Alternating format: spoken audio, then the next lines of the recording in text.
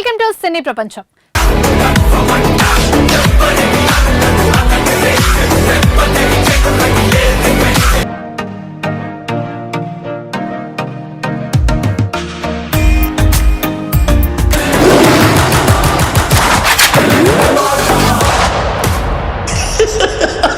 పవన్ కళ్యాణ్ నటించిన OG cinema కోసం fans ఎదురు చూస్తున్న టైంలో తాజాగా జరిగిన ఓజీ ప్రీ రిలీజ్ ఈవెంట్ లో పవన్ తన అభిమానులకు సర్ప్రైజ్ ఇచ్చారు.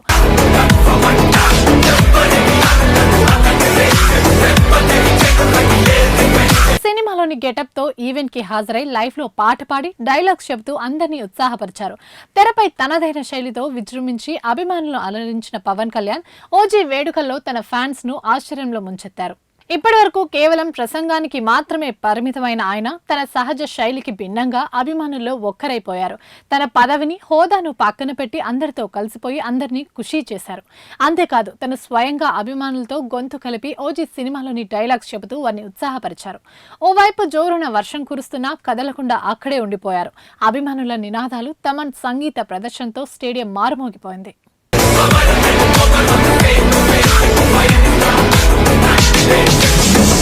గత కొంతకాలంగా సినిమాలకు దూరంగా ఉన్న సీనియర్ యాక్టర్ రాజశేఖర్ ఆ మధ్యకాలంలో హీరో నితిన్ నటించిన ఎక్స్ట్రాడినరీ మ్యాన్ సినిమాలో కనిపించారు. ఈ సినిమా కూడా రాజశేఖర్ కి అంతగా విజయాన్ని అందించలేకపోయింది.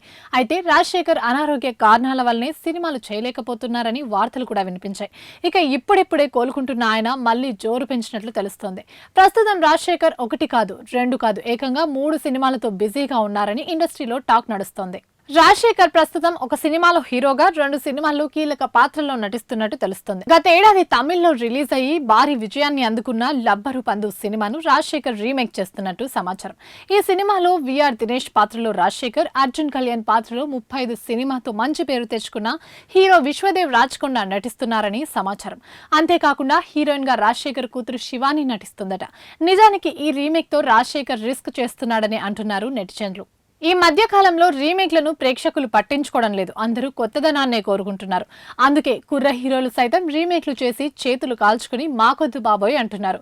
అంతేకాకుండా ఈ ఏడాది వచ్చిన భైరవం కూడా రీమేకే. దాని పరిస్థితి ఏమైందో అనేది అందరికీ తెలిసిందే.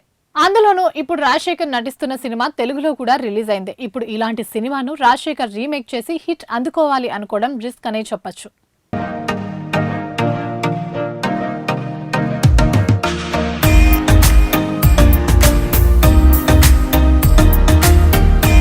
రెండు రాష్ట్రాల ముఖ్యమంత్రులకు పవర్ స్టార్ పవన్ కళ్యాణ్ కృతజ్ఞతలు తెలిపారు. ఓజీ చిత్రానికి సహకారం అందించిన ఆంధ్రప్రదేశ్ ముఖ్యమంత్రి చంద్రబాబు, తెలంగాణ సీఎం రేవంత్ రెడ్డిలకు పవర్ స్టార్ పవన్ కళ్యాణ్ కృతజ్ఞతలు కూడా తెలియజేశారు.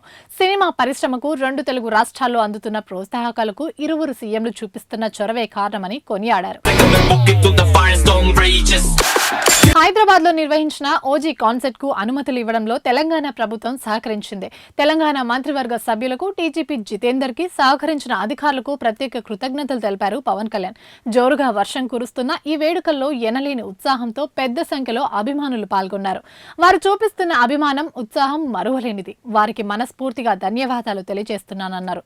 ఈ కార్యక్రమ నిర్వహణలో భాగం పంచుకున్న బందోబస్తు చేపట్టిన పోలీస్ సిబ్బందికి ధన్యవాదాలు. ఓజీ చిత్ర రూపకల్పనలో ఎంతో తప్పించి పనిచేసిన దర్శకుడు సుజిత్, నిర్మాతలు డివివి దానయ్య, కళ్యాణ్ దాసరి, సంగీత దర్శకుడు తమన్, నటీనటులు, రచయితలు, సాంకేతిక నిపుణులకు మనస్ఫూర్తిగా అభినందనలు తెలియజేస్తున్నాను అని పవన్ కళ్యాణ్ ప్రకటన విడుదల చేశారు.